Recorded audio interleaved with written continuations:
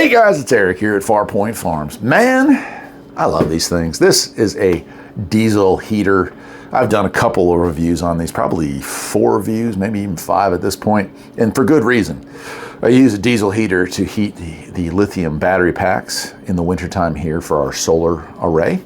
I use a diesel heater to heat the lower shop, the Mowers and Mower shop, which if you haven't checked out, you should check out Farpoint Mowers and More.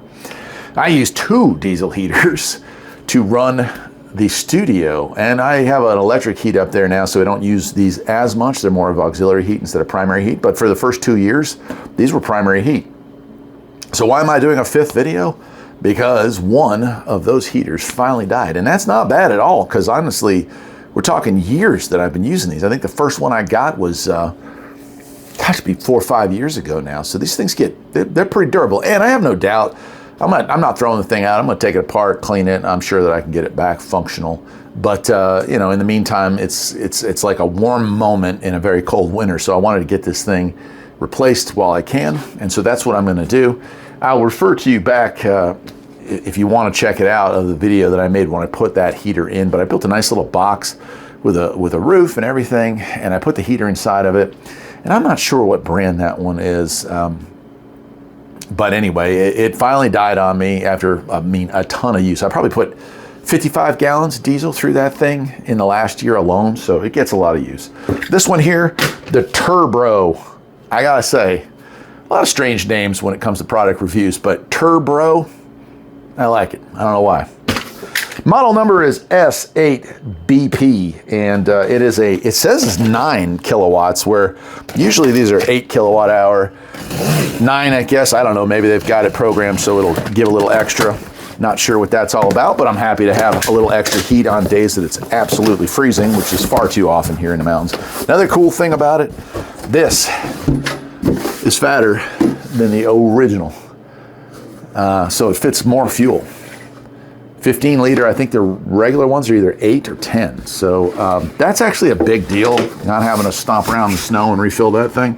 So that's really nice that it did that. Go ahead and take out the main unit here and set it aside, and we'll take out the little box here and see what all comes in it, okay?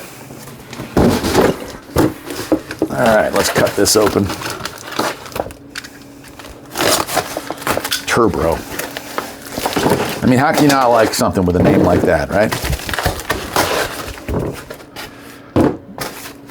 All right, well, here is the main unit. It's a fancy orange. The Turbo Arcade. Interesting. Maybe we can play something on this thing. Inlet. Outlet. And let me just make sure that I was right about that. It'll take either 12 or 24 volts. It takes 3 amps to run this thing. It is a diesel heater. And of course, on the bottom here is where the action is. We've got plates that we need to bolt in, and our fuel line goes there. And then we have intake and exhaust. All right, let's see what comes with it. It does have a remote, which is nice, as well as our little computer control pad, on, off, plus, minus. Pretty standard issue stuff here. These diesel heaters, some variations between the different brands, the makes and models. A lot of upgrades in the last 12 months. Usually, I mean, the several that I bought before this one, they were kind of just pretty much different but the same.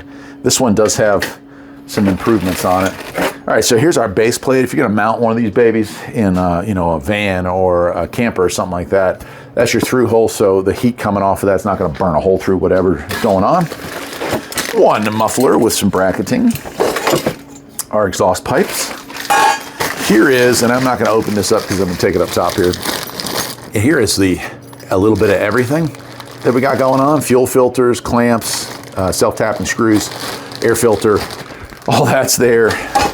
And this is important. Here is our electrical wiring, the plug-in between this unit here and that. And then you've got a fused link here for powering it up, plus the other hookup is for this. And that's a different plug than a lot of these have, so this is a little bit more unique. So a lot of changes in this. And then maybe, again, some of this is probably how they go about getting this to have a little more juice than the regular ones. Exhaust. So this is going to be like our hot air pipe. There's our intake pipe. It does have a through wall that's adjustable. right? And then a whole lot of fuel line, actually a whole lot of fuel line. It's nice that they gave that much to us. I'm not sure what this is. Oh, okay. Oh, wow. You know, that's kind of nice. I like that. Okay, so let's talk about the gas tank again.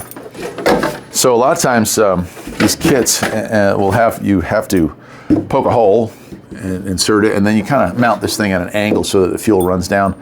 This one, it looks like, has the option here to run it through the top and have just a strainer going down to the bottom to fill that up. That is worth its weight in gold, because these things can be really a pain in the butt to get through there and drill through there. There's a whole process. Maybe someday I'll make a video on how I did mine, if I can. Yeah, this has got that kit in there too. So like, you gotta, it's a process. You drill a hole, but then to get everything lined up and then tightened up without leaking it's a bit of a process. It's a bit of a process. So I like this idea a whole lot more. Drill a hole in the cap, run it through the top, good to go.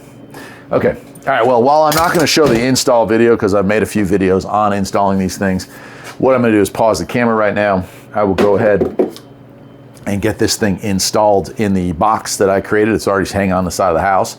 That's going to be me laying in the mud for a little while. And then we will fire it up and check out whatever new features and functions it might have. Let's do it. All right, well, got it installed, got it running. And this little box that it lives in here fits in there pretty good. I will say the fuel pump on this thing seems a lot quieter than the older style. That's nice. We got the new filter in there. There's my inlet here. Obviously the exhaust there, and then that duct pumps under the building and into the shed, which I'll show you here in a second. Just to give you an idea what it looks like when it's all with the top on and everything. There you go.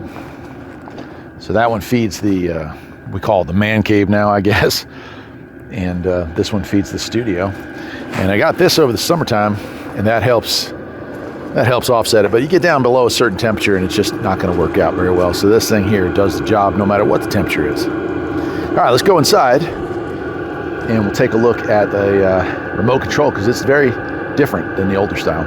Okay, so here it is. Obviously no way for you to feel it, but there's our vent right there, and I've got my little power supply right there. And here's the new controller. It's a lot more sophisticated. And I have to go through and change it, but you can set temperature. Obviously it's set to Celsius right now. But you have two modes. You can just go with fan, they call it gear speed, but fan speed, or you can go with just overall temperature to ramp it up or ramp it down. It even has a fuel tank thing, and so you enter in the size of the tank, and and you reset it to 0 every time you fill it, and it'll actually let you know when you're getting low, which is kind of cool. There's also timers, so you can turn this thing on with a timer and turn it off with a timer, which is kind of cool. So you can preheat. For me, I get up here usually about 8:30, and you can preheat the thing, which is nice. And it talks. Right, so that's really nice. And of course you can do it with remote control as well. That I usually just leave right there. It reminds me to turn the power off when I'm done, but it has to go through, and it's blowing some really hot air. It has to go through a cool off phase, so I'm not gonna shut that off right this second. Anyway, I'll leave a link to where you can get that thing, and I will see you next time. Take care.